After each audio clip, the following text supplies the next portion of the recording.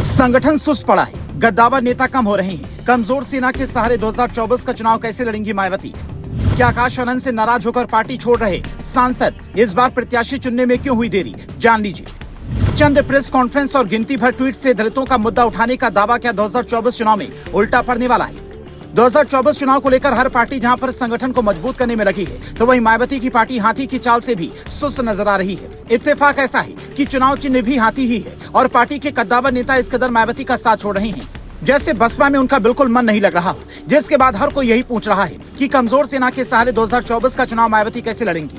तो उसका भी प्लान सुन लीजिए, फिर बताते हैं कि क्या आकाश आनंद से सांसद नाराज हैं, इसीलिए पार्टी छोड़ रहे हैं। सूत्र बताते हैं कि मायावती इस बार वेट एंड वॉच की स्थिति में है। हर बार वो चुनाव से पहले ही प्रत्याशी का ऐलान कर देती हैं, लेकिन इस बार उन्हें ये पहले ही पता चल गया था कि हमारे सांसद जाने वाले हैं, इसलिए उनके नाम का ऐलान कर छवि खराब नहीं करना चाहती थी। इस बार जब चुनाव का ऐलान हो जाएगा, सभी पार्टियां अपने उम्मीदवारों का ऐलान कर देंगी, तब मायावती अपने पत्ते खोलेंगी ताकि विरोधियों को मौका न मिले। हालांकि कई लोग कहते हैं कि बसपा के लिए चुनाव लड़कर बीजेपी की मदद कर रही है। इसमें बीजेपी को यूपी में 80 सीटें जीतने में आसानी होगी, क्योंकि 2019 के चुनाव में बसपा ने अकेले 10 सीटें जीती थी। अब चूंकि बसपा के सांसद रितेश पांडे बीजेपी ज्वाइन कर चुके हैं, इसीलिए इस तरह की चर्चा तेज हो चली है कि अम्बेडकर नगर से सांसद रितेश पांडे के बारे में कई लोग ये तक कहते हैं कि उन्होंने बसपा में रहते हुए भी अपना अलग संगठन चलाना शुरू कर दिया था, ताकि बीजेपी में बात नहीं बनी तो अकेले भी चुनाव लड़कर जीत सके। लेकिन किस्मत देखी कि उधर बसपा से इस्तीफा दिया, इधर बीजेपी ज्वाइन कर लिया। और कुछ और सांसद ऐसा ही करने वाले हैं, और इसके पीछे की वजह बताई जा रही है कि उन्हें पार्टी मीटिंग में नहीं बुलाया जा रहा है,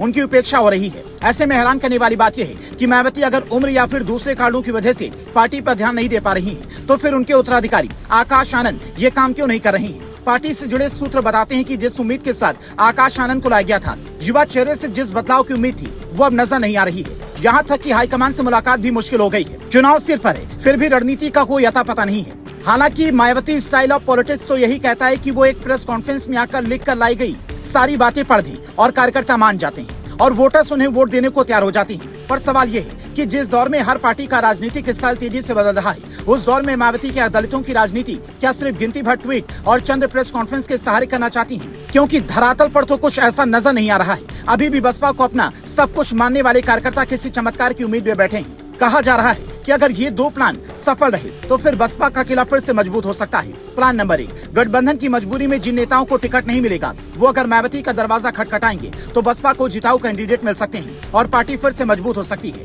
प्लान नंबर 2, प्रत्याशियों का चयन उनका जनाधार और बैकग्राउंड देकर तय किया जाए ताकि उसकी जीत सुनिश्चित हो सके। हो सकता है कि इस बार मायावती पहले की तुलना में ज्यादा मंथन कर रही हूँ, क्योंकि जब आपकी हार लगातार होती है तो प्लान बार बार बदलने पड़ते हैं और प्लान को ढंग से लागू करना पड़ता है। अब मायावती के दिल में क्या है, वो तो 2024 के चुनाव में ही पता चल पाएगा। पर फिलहाल की स्थिति देखते हुए 2024 चुनाव में मायावती की पार्टी को आप कितने सीटें जीतते हुए देखते हैं, कमेंट कर बता सकते हैं।